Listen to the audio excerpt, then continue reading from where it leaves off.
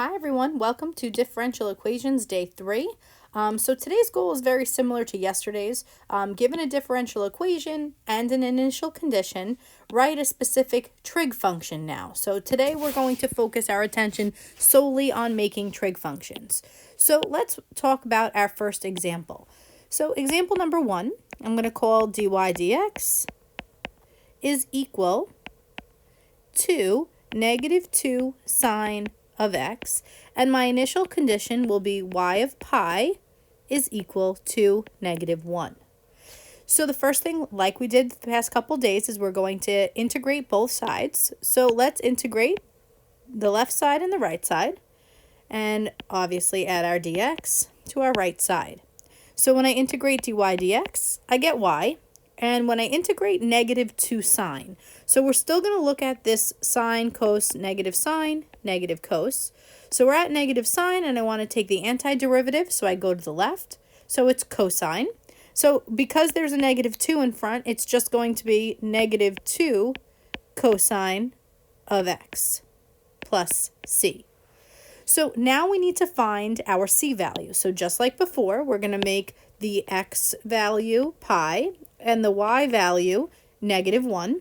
So negative 1 is equal to negative 2 cosine of x, which is pi, and then plus c. So this is where you guys really have to understand how to evaluate specific trig functions. So cosine of pi, you should be thinking in your head that pi is on a unit circle.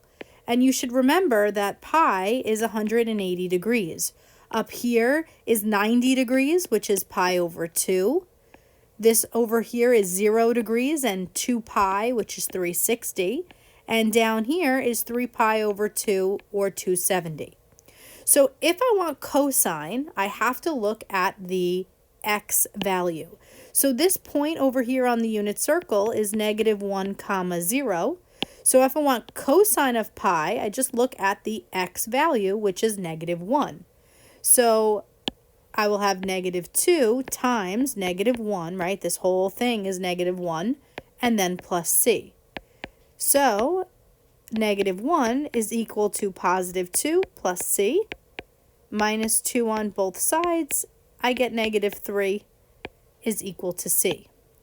So my final answer, if I want to put it all together, is y equals negative 2 cos of x minus 3.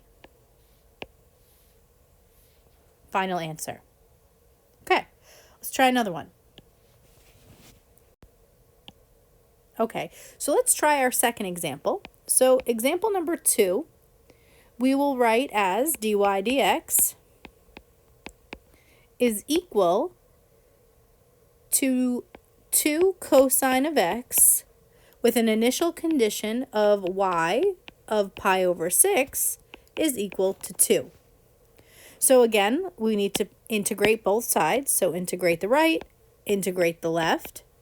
When I integrate the left side, the dy dx, I get y. And the right side, again, we need sine, cos, negative cos.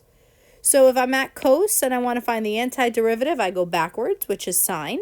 And since there's a 2 in front, it's just 2 sine of x plus c.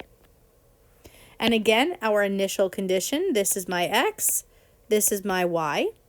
So I'm going to go ahead and make y 2 and make x pi over 6 and then plus c.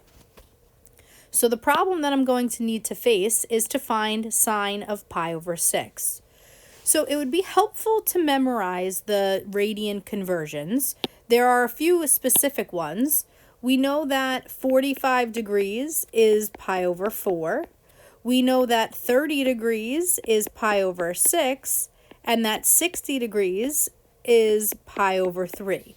These will help you because these values are on the exact value chart. So if you know that pi over 6 is 30 degrees, we just need to say, okay, this is the same thing as saying 2 sine of 30. And then we can make our exact value chart, right? Remember, it goes sine, cos, tan. We have our 30, 45, and 60. and then it goes 1, 2, 3, 3, 2, 1, all over 2. Everything on top gets a radical except for the 1, and then the tangent is rad 3 over 3, 1, and rad 3. So if I'm looking for sine of 30, I just go sine of 30, and I get 1/2. So this is 2 equals 2 times 1/2 plus c. 2 equals, well, 2 times 1/2 is 1 plus c. Minus 1 on both sides, and we get 1. So my final answer is y equals 2 sine of x plus 1. Okay, let's try another one.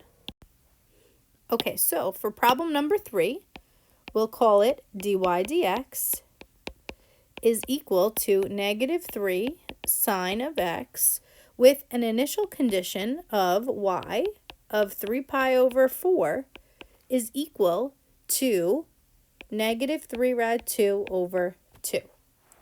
So just like in example number 2, we're going to integrate both sides. And when I integrate the left side, dy dx, I get y. And when I integrate the right side, I have to take the antiderivative of 3 sine of x. But this negative 3 is a little bit confusing, so I'm actually going to pull it out on the outside and integrate it like this. I think this makes it a little bit easier. So we have sine, cos, negative sine, negative cos. So we have sine, and we want to integrate, so we have to go backwards. So that's negative cos. So since I have negative cos of x, I need to multiply that by the negative 3. So it's 3 cosine of x, and then plus c. Don't forget the plus c. So here is my equation in general form, right? This is my general form.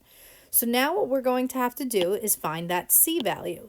So this is my x, and this is my y, right? The x is inside, the y is outside.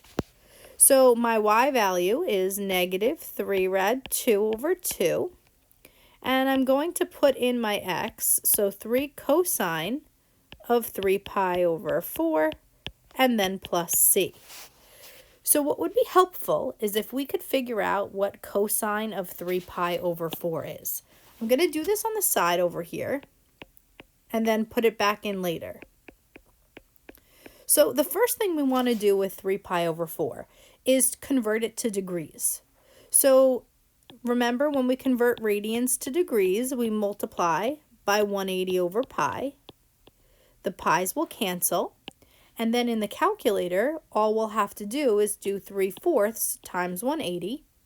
And if you do that, you should get 135. So realistically, this cosine of 3 pi over 4 is equivalent to saying find cosine of 135. So we can do quarters are for sodas. So we have Q, R, F, S. So 135, what quadrant Q is that in? You should be telling me quadrant 2. R stands for reference angle. So in quadrant 2, it's 180 minus 135, which is in fact 45. F stands for function. The function we're dealing with here is cosine. S stands for sine. That comes from all students take calc. So in quadrant 2, what do we know about cosine? Well, we know it's negative because there's an S there. So this is negative cosine of 45. So basically what you told me, or what you found, is that all three of these things are equal. We first took 3 pi over 4 and made it 135. So cosine of 135 is now equivalent to negative cosine of positive 45. So we're going to go ahead and substitute this back in for here. So we have 3 times negative cosine of 45 plus c. So this cosine of 45, you can look at example number 2. Look at that chart that we made. For cosine of 45, it's rad 2 over 2. And I'm going to multiply this 3 and this negative together and make negative 3. So negative 3 rad 2 over 2 is what that would equal. Plus c equals this negative 3 rad 2 over 2.